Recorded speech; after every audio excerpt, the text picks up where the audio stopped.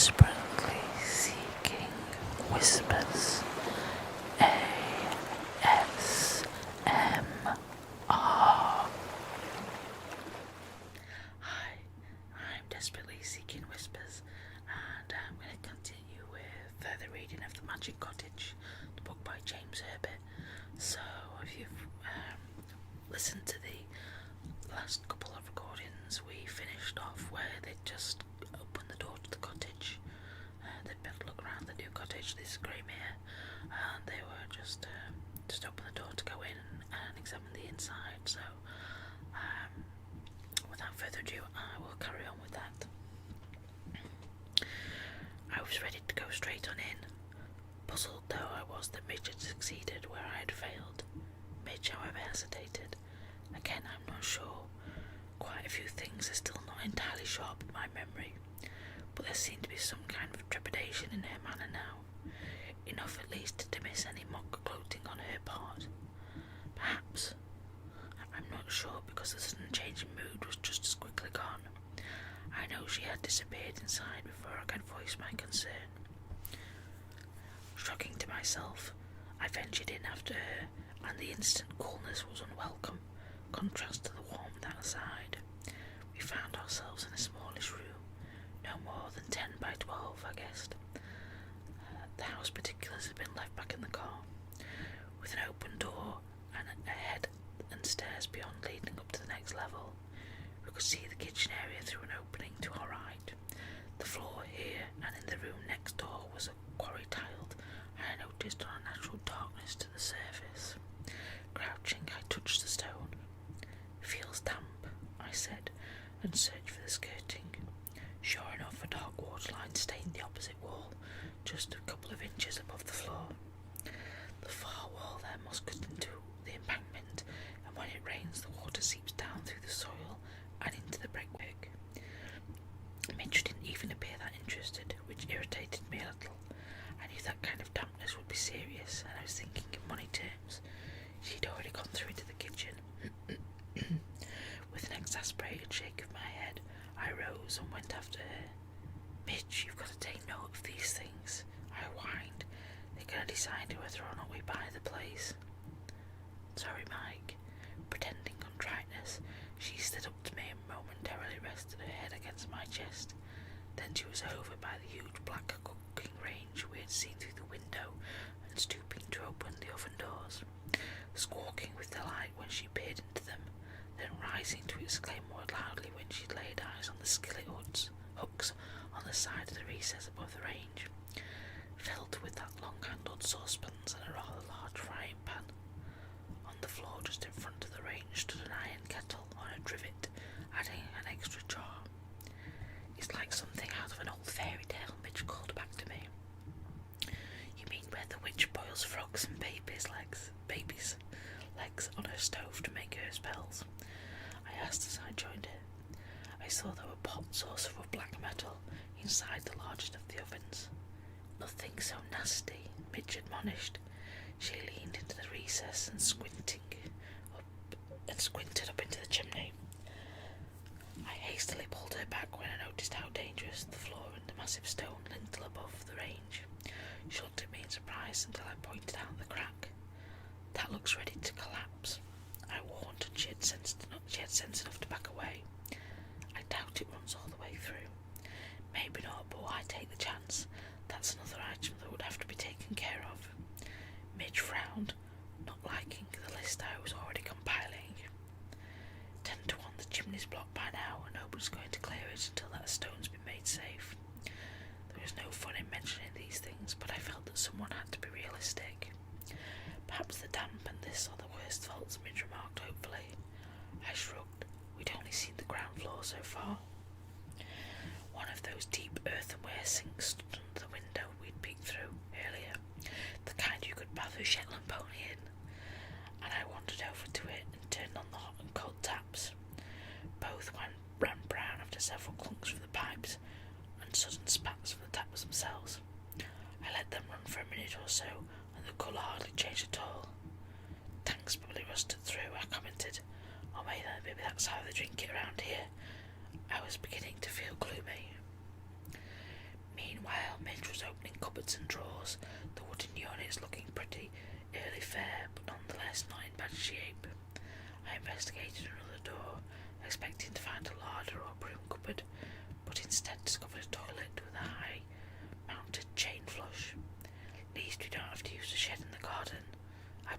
rusty chain, and the system groaned loudly, the bowl flooding instantly with the not unexpected brown water, which seemed to take an unreasonably long time to gurgle away, burping and hiccuping as it went.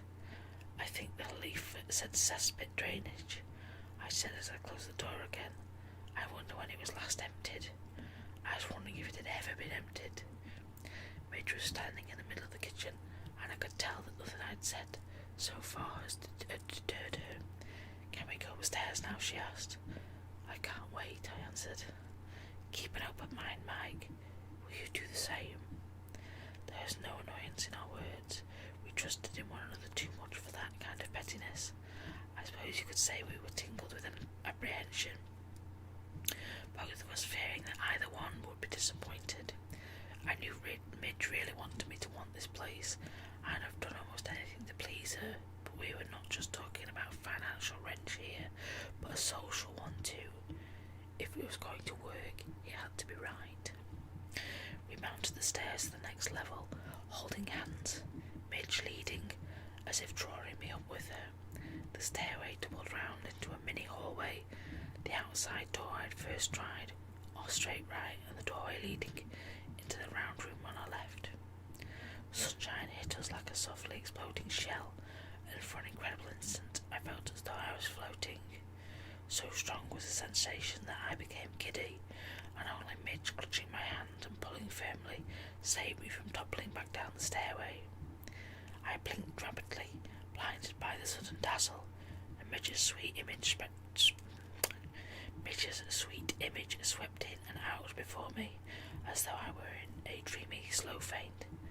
I remember concern in her light eyes, yet warmth also, a confidence that encompassed and reassured me. My vision cleared, and I was vaguely aware that although no more than a second or two had passed, a vast expanse of time had swayed before me. I found myself in the round room, although I couldn't remember having entered it. The sun blazing outside, and the landscape through the large windows looked macrocosmically clear, as though every leaf could be seen singly, every blade of grass viewed as a separate entity. The sky around was of the cleanest, purest blue I'd ever witnessed. Mistakenly, I thought I understood that abrupt and unnatural lucidity. I heard the effects of certain drugs spring back at you when you least expected it, even years after their original use, and I got no pleasure from that notion, only a withering sense of shame. I assumed that the sudden change from cool shade to dazzling light had triggered off lingering chemicals in my mind. Strobe lighting can sometimes do the same thing, taking me on a short, confusing trip. That's what I thought then. I'm still not discounting the possibility. My eyes quickly refocused. Perhaps it would be more accurate to say defocused. Back to normality. Everything losing that particular linear depth. Midge had both hands around my face and was studying me with that same warm concern of a moment ago. Are you okay? She asked, her hand soft against my cheek. Yeah, I think so. Yeah, I'm fine. And I was, for the mood, the unexpected shift in perception had vanished, leaving hardly any after effects other than the memory. Felt faint for a minute there. Must have been the change in altitude, I joked. You're sure you're alright? Yeah, I promise I'm okay. I looked around, seeing the room itself now, not the landscape outside. This is something else, I remarked, after a low, appreciative whistle. Isn't it beautiful, Mike? Midge smiled, threatening to split her face in two. So broad and beaming it was. She skipped away from me and did a quick tour, circular of course, ending up at the quaint fireplace with the rough bricks around. She leaned an elbow on the narrow mantelpiece and grinned at me, her eyes sparkling with merriment. Puts a different complexion on things, doesn't it? She said. It did, it certainly did. There was a glow to this room that I realised was due to the sun's unhindered rays reflecting off the round walls, yet contained therein was something more, a liveliness, a vitality, something intangible, but nevertheless very real. You have to be open to it though, a tiny voice at the back of my mind whispered. You have to want to feel it. Cynic at times I may be, but I had a finer feeling too, and the atmosphere of the room itself, coupled, I'm sure, with Midge's enthusiasm, was somehow unleash these feelings. God, yes, I did want to feel it. I did want this place. Despite that, the other side of me asked whether it would be the same in winter, when the rain clouds hid the sun. Would this energy inside be lost? Would the magic, there the word had sprung into my mind for the first time, although I hadn't realised its significance, be gone? But at the moment I didn't care. The present and the yearning so suddenly induced was all that mattered. I walked over to Midge and held her so tight she gasped. You know, it's beginning to work on me, I told her without really comprehending. The rest of the cottage was somewhat of an anticlimax. We found a long jagged crack that ran from the floor to the ceiling in the more conventional room next door, and mould on the walls in the one next to that. A tiny bathroom was at best functional, with dark stains discolouring the bath itself. The staircase led up to what were no more than attic rooms, oddly shaped because they were built into the roof, with small windows providing inadequate daylight. The ceilings were squared off, though a trapdoor led into the loft area. I'd needed a chair or a step ladder to climb up and take a look, so I didn't bother, but I imagined there were quite a few gaps open to the sky, judging the amount of tiles lying scattered around the ground outside.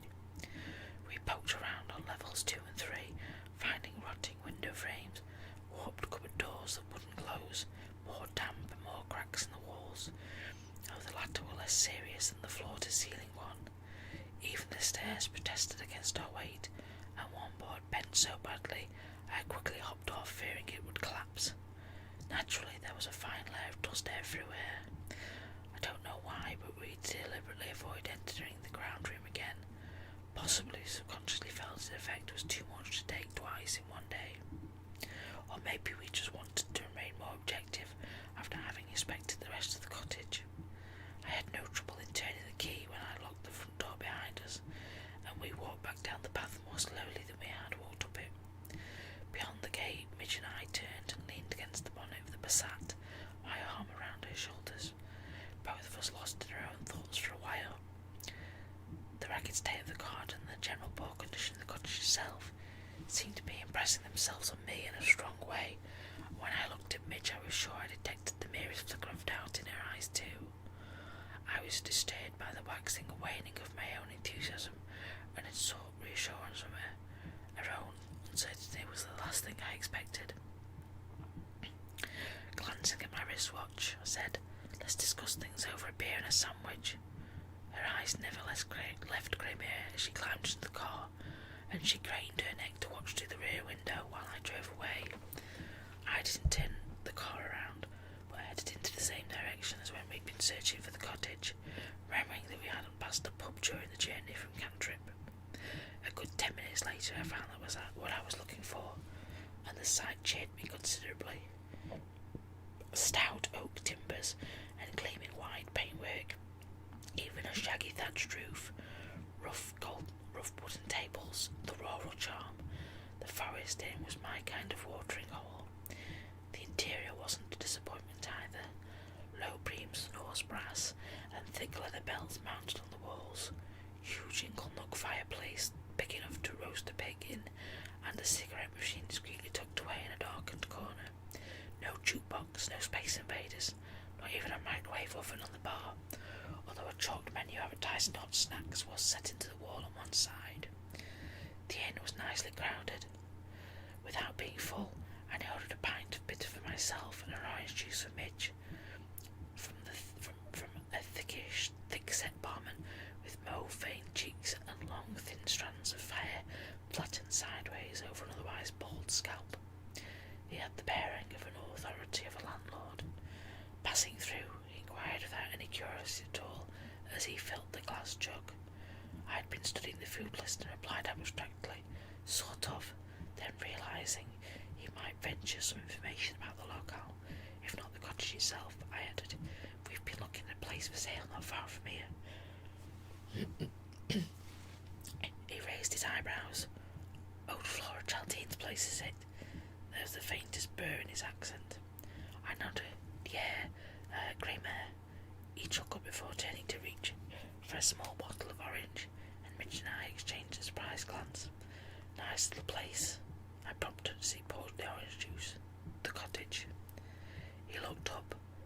first at me, then Midge, still boring, still grinning, but all he told us was the price of the drinks. Now Midge was usually quite reserved, not to say shy at times, not to say timid, so I was somewhat shocked when she said clearly and coldly, "Is there something funny in that?"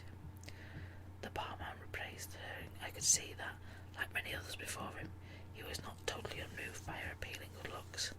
For myself, a slab of concrete had gone to rest somewhere in the lower regions of my gut. Like I said, he was thick-set, and perhaps I should have mentioned that his bare forearms, now resting on the bar top, appeared solid enough to grind wheat by themselves. I swallowed beer as he leaned forward. "Sorry about that, miss," he apologised. "Didn't mean to be rude." And then he strolled to the other side of the bar to serve another customer. "Just watch it next time," I said to his back, and silently to myself, of course. "The idea, Midge," I said patiently, "is to get on with the natives. We didn't even order any food. I'm not hungry anymore. Can we sit outside?" Only a few tables were occupied in the garden area, and we sat at one that was some distance away from those. I placed our drinks on the rough-hewn surface, and then slid onto a bench on the opposite side to Midge. We always enjoyed the eye contact. I could tell she was still miffed at the barman, so I squeezed her hand and grinned. "It's just the locals' way of keeping visitors in their place, letting on they know a bit more than we do," I said. "What? Oh, him? No, it doesn't bother me. Flora Chaldine was probably the token eccentric hereabouts, someone they could all have a chuckle over because she was different from them. She's probably just a lonely old woman with no family who kept very much to herself. No, I was thinking of Grey Mary herself. She sipped orange juice. You're not so keen now?" She looked startled. "Oh, I'm more than keen. It's just that there seem to be conflicting elements in the cottage." My turn to be startled. "What the hell are you talking about?" "The peculiar emptiness of the place. It's been occupied for a long time." "Yes, but didn't you notice? There were no spiders or their webs, no insects of any kind in there, no signs of mice even. There weren't any birds nesting in the eaves of the roof, and the cottage is surrounded by woodland. Grey Mare's just an empty shell. I hadn't noticed, but she was right. It should have been a haven for creepy crawlies and nesting birds." Yet she continued, the round room was so vibrant. You felt it. Something happened to you in there." "Sure, I felt dizzy for a moment, that was all. Probably hunger." I looked longingly back towards the inn. "No more than that. I didn't want to get into this." "Like what?" "If you must know, I think the sun hit me hard when I came up the stairs. The glare disrupted signals going to my brain." She stood at me for a second or two, then said, "Okay." Simple as that, no arguments, no further discussion. She'd either accepted what I told her, or accepted that I didn't want to delve deeper into it. That's what made Midge so easy to live with. I drained half of the bitter, and Midge watched me, tilted eyes, dark hair, and delicate little pointed chin. Yeah, that's why sometimes I called her Pixie. "So where do we go from here?" I asked, wiping the back of my hand across my lips. "You know I'm worried about how much it's going to cost to put that place right. But you like the cottage, don't you?" She leaned across the table, and her words were almost conspiratorial whisper, and she was fixing me with that smile again. "Don't you think the location is ideal? Imagine the work we'll do there. My paintings, your music. Mike, you'll do so much, I just know it. And maybe you'll finally get around to writing those children's stories for me to illustrate. We'll make a wonderful team." I mulled it over. Sometimes Midge escaped into a world of her own, on a plane far removed from choking cities and avaricious mortals, and she had the ability to draw others in too. That's if she wanted them along. I had remained the pragmatist most of the time, although it never ceased to amaze me how down-to-earth practical she could become when the occasion truly demanded. "Look, I'll tell you what we'll do," I said. "We'll go back to the agent and lay our cards on the table. We'll point out the faults, major and minor, and put in a lower bid to cover our costs. If Bickleshire goes for it, all well and good. If not, well, we'll have to face up the facts of life."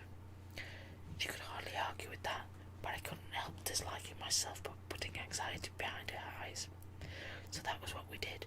We finished our drinks and drove back to Cantrip, me with a grumbling stomach and Midge in a moody silence. When we crossed Claymore, her eyes locked under the cottage, and once more she craned her neck until it was out of sight. It was well after lunchtime when we reached the village and found Bickleshift wondering how to occupy the rest of his day. I explained our position, telling him we loved the cottage, we were extremely keen to buy, but there were certain nasty faults that needed attention, and these would burn a sizable hole in our finances. How about knocking at least 4,000 from the bidding price? As sympathetically he sympathised, he understood perfectly, but said no. That ad had mentioned that Greymere would require some renovation, and quite possibly the cost would be high, but he didn't have the authority to accept our lower offer, nor, he had to admit, the professionalism inclination to do so. It was a desirable property in an extremely desirable part of the world after all. I could feel Mitch's spirits slump, and mine also took a nosedive. Although I had mixed feelings about the place, learning we couldn't afford it anyway left me more frustrated than I thought possible. I tried the 3,000. Bickleshift sat firm, explaining that the executors of Flora Chaldean's will had set a minimum price, apart from which we were only the first in line of others wishing to view the property. He was very friendly when he told us this, but estate agents aren't renowned for having generous natures. Our problem was that not only would we have to live in Greymere, but we'd have to work there too, so conditions had to be reasonable for both of us. Also, I'd wanted to build some kind of mini recording studio for myself. Nothing fancy, you understand, but the bare essentials would require a certain amount of ready cash. It was no good at last to try and kid ourselves. Nice idea, but impractical. Bye-bye our cosy love nest in the country. We left with lead weight in our hearts, and Bickleshift promised to be in touch if there were any further developments.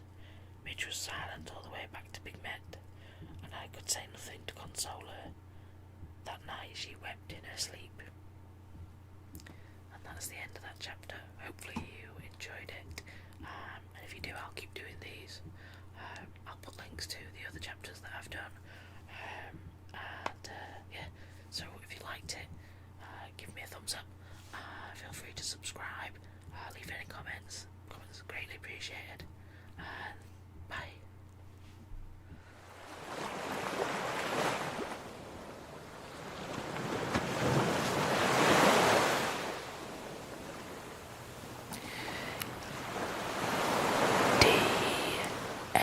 DSW, desperately seeking whispers.